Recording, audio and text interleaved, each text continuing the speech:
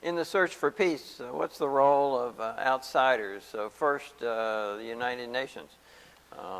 Is there a possibility of the United Nations helping to create the terms of peace, and would they be accepted as a body that would try to enforce agreements? Well, you know, back in 2003 or so, the United States joined with the UN, the European Union, and Russia in what we called a quartet. Now, we should have all sung from the same sheet of music and kept on key, but it doesn't always work that way. This was a grouping that we thought would help us speak with one voice so that the Palestinians and Israelis would not be able to kind of shop around for the best deal that they could get from the UN or the US or the EU. The quartet is still in existence.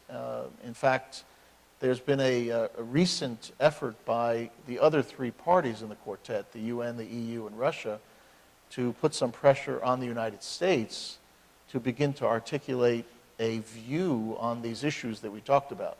In other words, what is the quartet's view on Jerusalem, refugees, security, settlements, and so forth? So far, the Obama administration has been resistant to do that, largely because it feels that the parties themselves should take the first steps, and then perhaps the quartet can come in later with bridging proposals.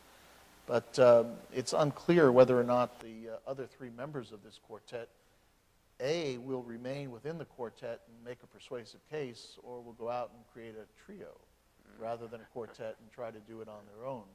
There's a lot of talk in Europe, not so much in the UN system, but in Europe about an independent European role in the peace process.